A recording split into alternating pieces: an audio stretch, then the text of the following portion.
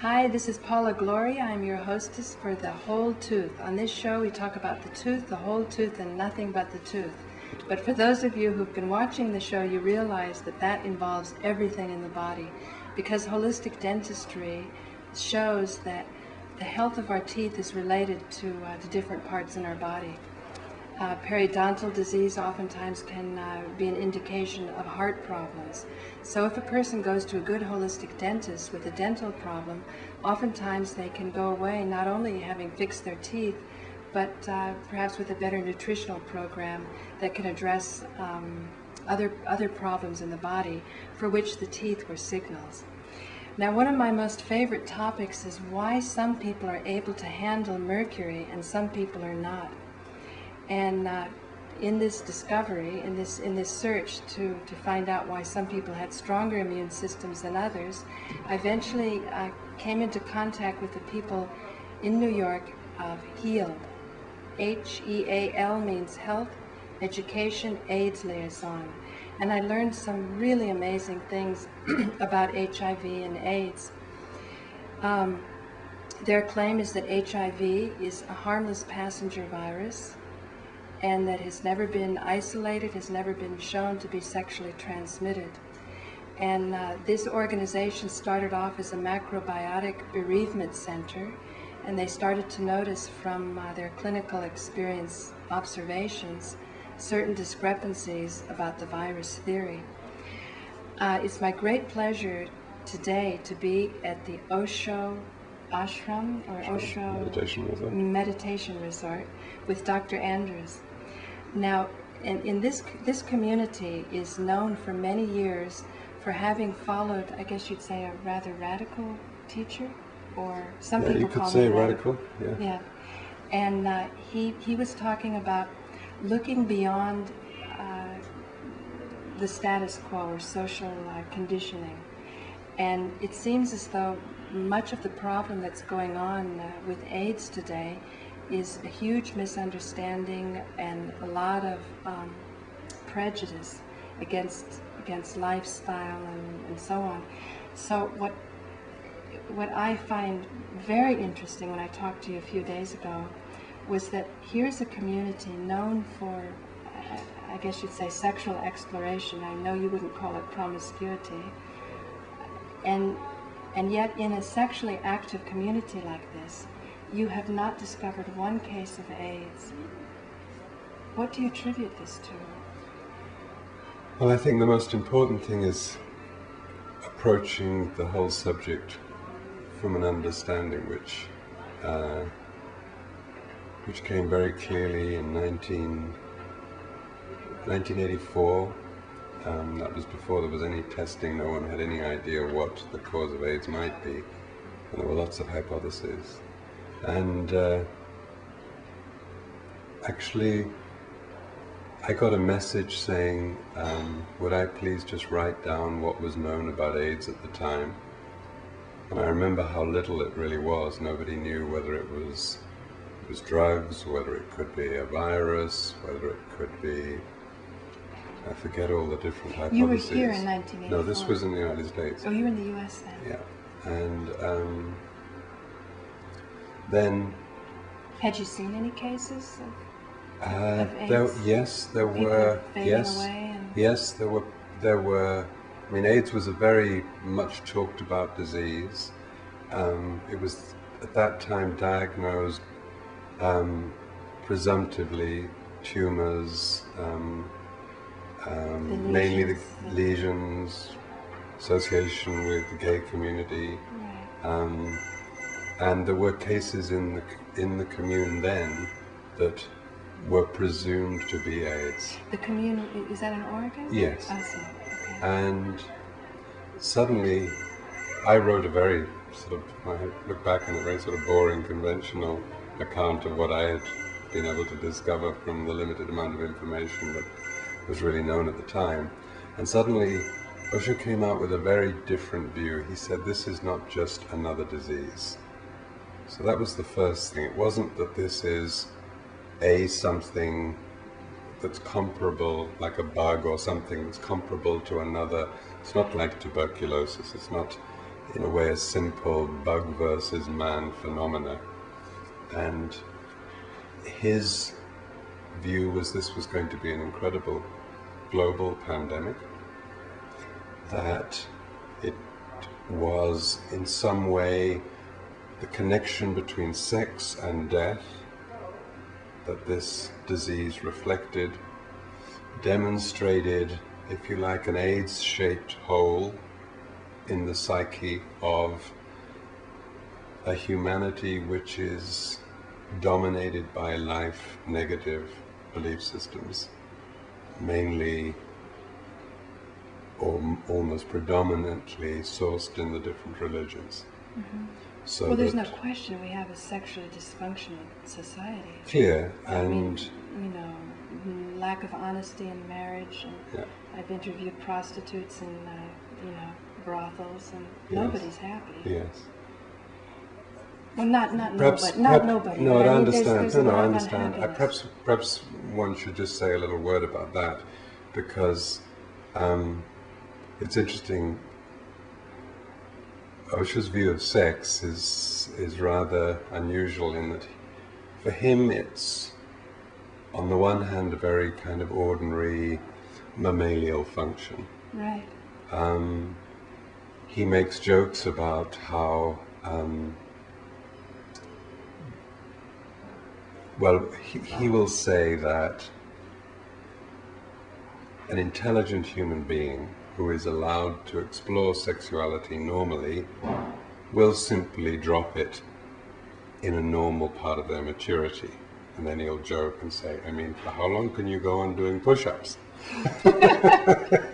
So he has this very sort of dismissive quality of it. You know, Mm-hmm. dogs do it, birds do it, you know, like sort of what's Right. the big What's the deal big kind deal? of thing. And at the same time, Let's explore it and get on with it. let's get over with it. You know, Yeah. it's perfectly good, you know, when Right. you're young and active and healthy, that's what Right. it's for, great. Let's Right. move on. That's not actually its main function. Right. Now, this is where it gets interesting. So, what he adds to the equation is that the origin of meditation was when the first, if you like, very smart people way back, and in those days smart people didn't put their energy into outer things like a Making dot-com money. company. They put Right. their energy into going inwards because there really wasn't Right. anywhere else to go. Right. No shooting to the moon. And No, there was Making a killing in the no, stock market. there really, you know, there was you and a few rocks, I guess. So it was going inwards was all there was, which is also Yeah. a kind of interesting place to go. Yeah. And his view is that the first people who experienced orgasm and then looked at orgasm would have seen that in orgasm there's a moment of bliss, the mind stops and time stops, and that those experiences are not themselves sexual. So they would have said, aha, is it possible to have this experience without the other? The other clearly causes... The 9 months.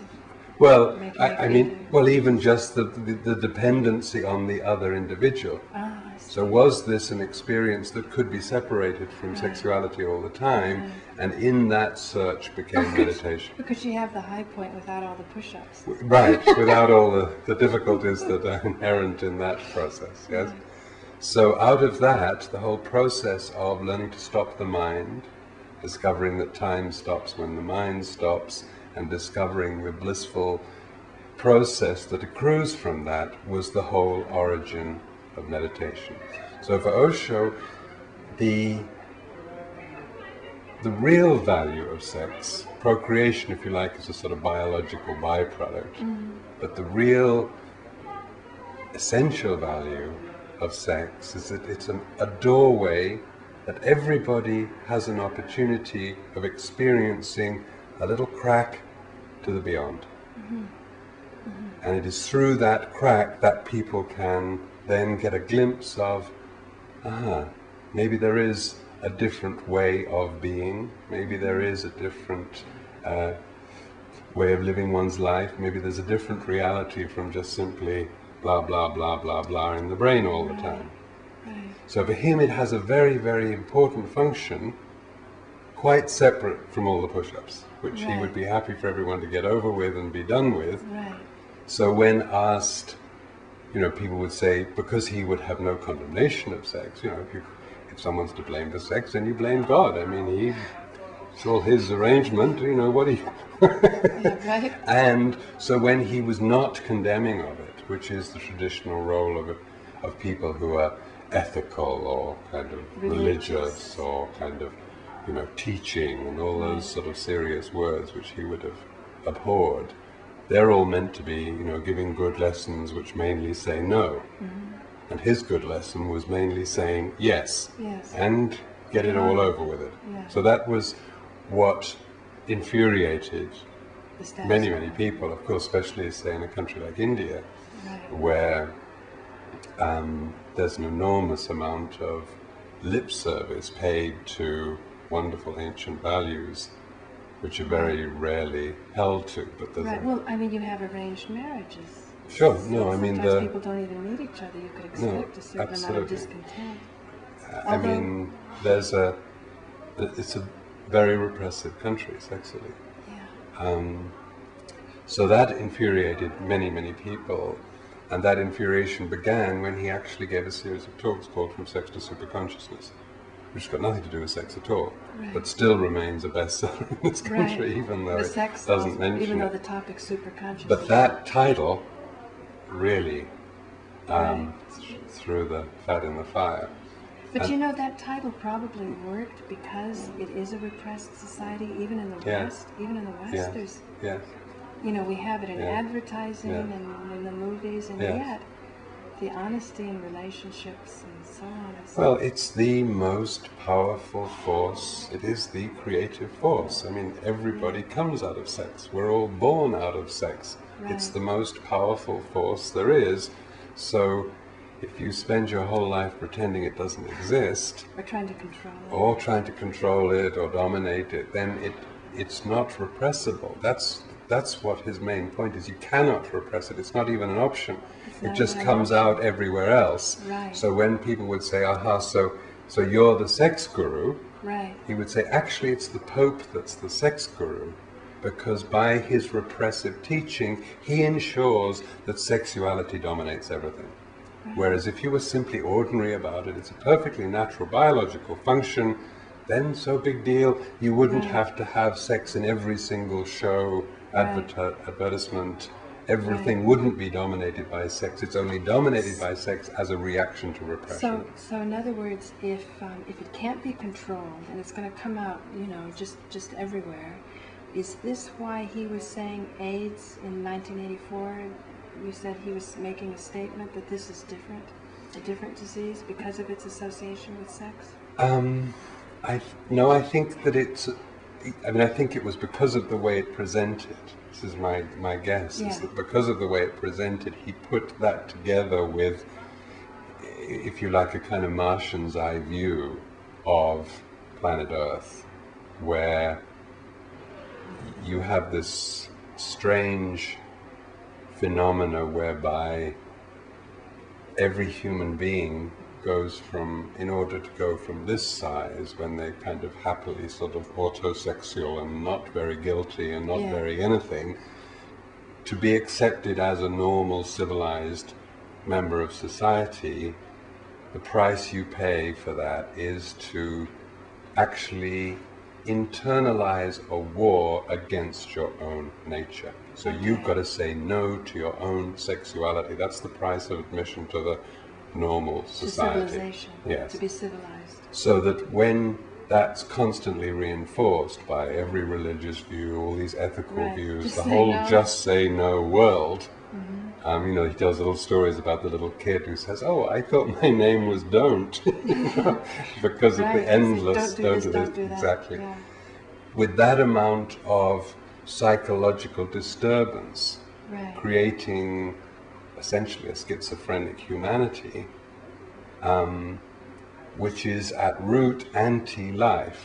So you have the irony of people calling themselves religious, spending most of their time attacking the natural outcome of the existence that they say someone called God has created. Right, and therefore dwelling on it. So why, if that's how it was created, then that's how it's meant to be, then enjoy it.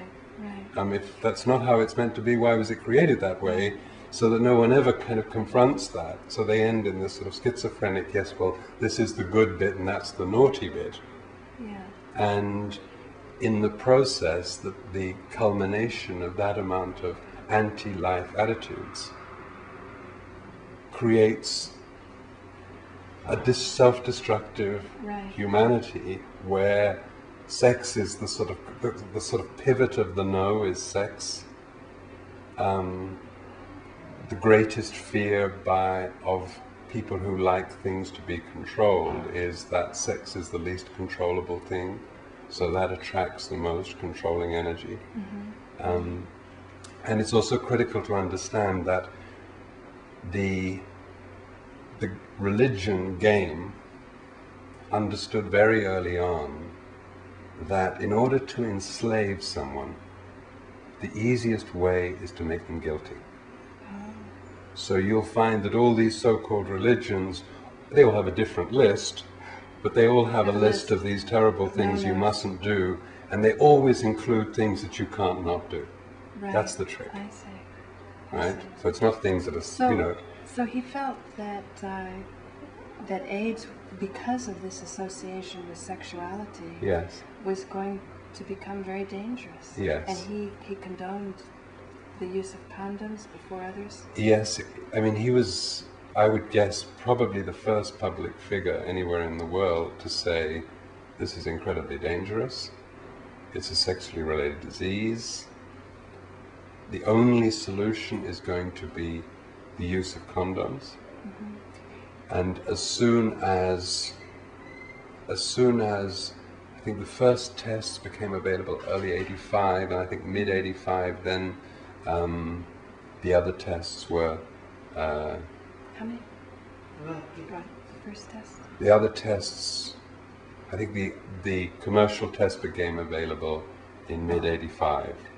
So his view was, and he said, look, I'm not a medical person, I don't even know anything about first AIDS, and you're asking me about the last AIDS. Right. But he certainly could see the condition of society, and I'm sure he had many thousands of followers coming from all kinds of lifestyles.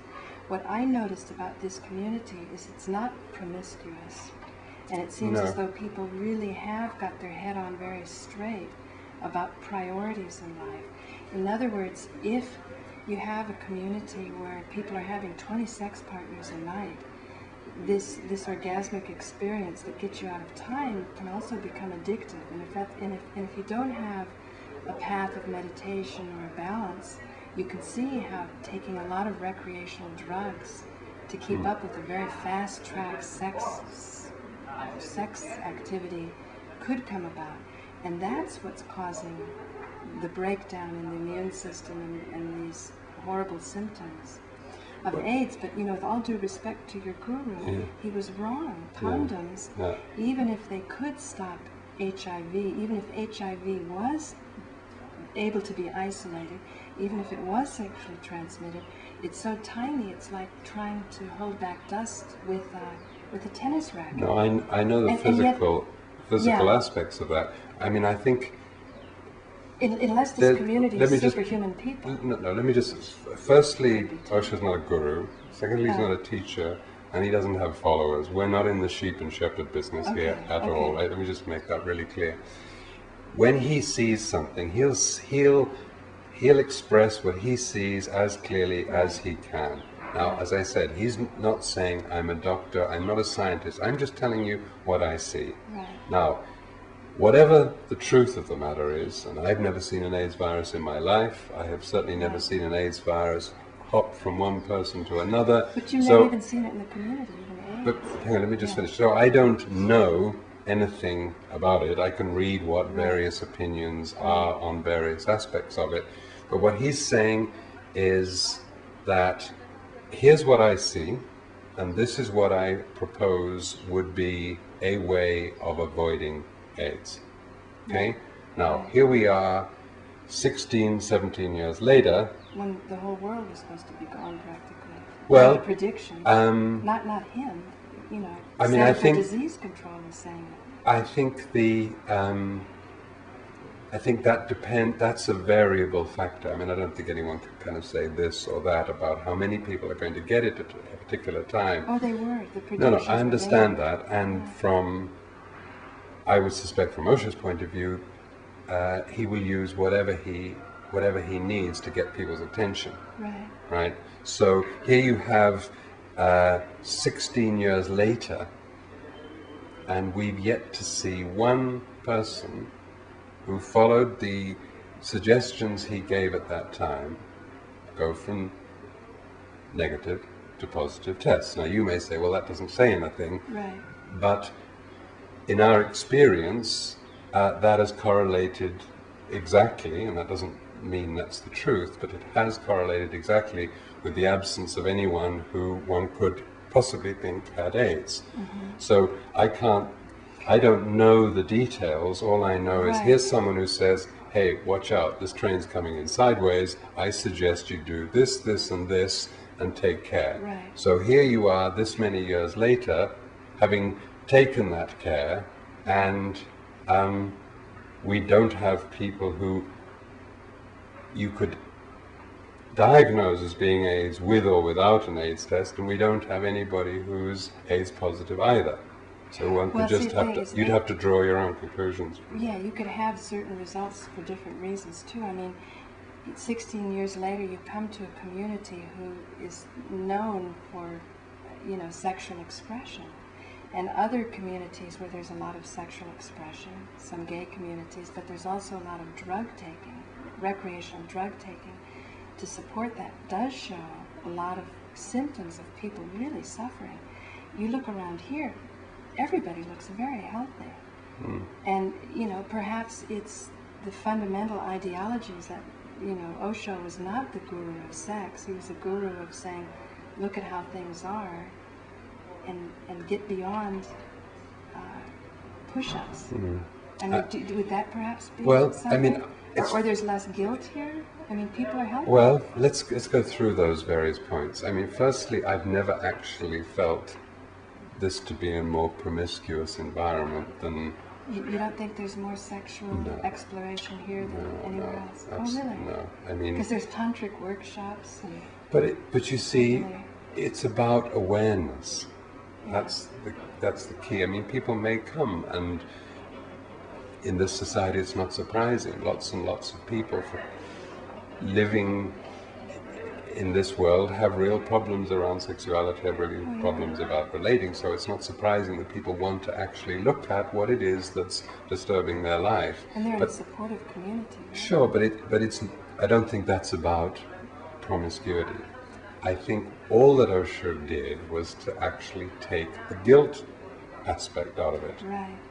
And say, you know, don't anyone feel guilty about, you know, the fact that age 14, sex hormones start appearing in your bloodstream, uninvited by you. Whatever's going on, it's not your fault. Right. So if they're there, they're meant to be there. Enjoy them. Right. Which is not something that a lot of young kids need a lot of encouragement about, perhaps. And in any case, I would have thought that in most parts of the world, I'm sure sexuality is very, very commonly explored by young people everywhere. I think the statistics in the United States and in Europe and places where there are not just young people, say old people. When I was, interviewing women in the brothel, the prostitutes, you couldn't even comprehend telling them that HIV isn't a problem, because their whole belief system revolves around their weekly HIV test. It makes them feel good. It makes them feel they're clean and so on. But I'm saying it's not just for young people. This institution of prostitution, men paying money to have sex with women, is very common throughout all societies in this world. Indian, Western, Thailand, with children. Sure. But I mean, it's a natural byproduct of marriage. I mean, that's the price you pay for exchanging love for law. The security of marriage. If you insist, of course, if you insist on something called marriage, which is not based on love, it's based on law, I see. then clearly you're forcing unnatural relationships between people which are not going to work, so clearly they will have to go and get their release somewhere else. Right. So it's just a built-in part of the game. Well, what do you think? You've been in this community now for how long? Well, I'm coming and going for about 25 years. 25 years. What do you think the contribution of the work that people have done here in this community, in this area of, perhaps you'd say, questioning marriage Sure. as an institution? What Sure. do you think it has given to society? What can be learned? What have you learned personally? Well, Are you first, married? Have you ever been? I was married, You yeah. were. before I And you came, found yeah. it was not worthwhile? Okay, you have to look at some really important Yeah, I don't mean issues to here. put you on No, the no, it's spot. fine. I'm No, just no. I trying to mean, make it. no, it's Yeah. they're really valuable questions. I mean, that's the first thing I've learned is to ask questions. By the way, the thing is that whenever any of us get into a relationship with somebody else, there's a kind of pendulum process, and you get closer and closer and closer, and the possibility is that you can totally dissolve into the other person. That's the sort of hope.com of the whole game. Yeah? Right. And in the very nature of the things, the closer and closer and closer you get, you actually always are two separate individuals. And there's no way you can actually change that. And as that happens and that becomes clearer and clearer and clearer, the closer you get, so the pendulum goes like that. And this is just built into the process, so that what we're trying to do is force a non-psychological phenomena onto society instead of saying, what actually is it to be a human being? What is the biology here? What is the psychology here? Why don't we actually examine what is and make a society to fit human beings instead of a society whereby human beings have to fit in with all these preconceived notions like monogamy. Is there monogamy? Isn't there monogamy? Something worth looking at. There may not be. Maybe that men and women have never been monogamous. So what are we trying to do, forcing them to be monogamous? For the sake of the children, just look at the result. Look at the kids. Look at the kids. Are Do they they look happy? happy? I mean, it's nuts. Totally nuts. So if you like, the ability to ask all those questions, in a sense, is something I've absolutely enjoyed and learnt and absorbed here. That You there's like really to challenge the unchallengeable. well, it's not challenge it. It's more apply a common, intelligent, doubting intelligence to whatever you see happening around you. And it seems to me crucial that It's a huge study, isn't it? I mean, Well- the relationship of marriage to, to happiness, to human happiness, whether it helps it or whether it hurts it. But I must say, this community is a very interesting community. It's made up of very healthy people, as far as I can see. People who are questioning, exploring. And,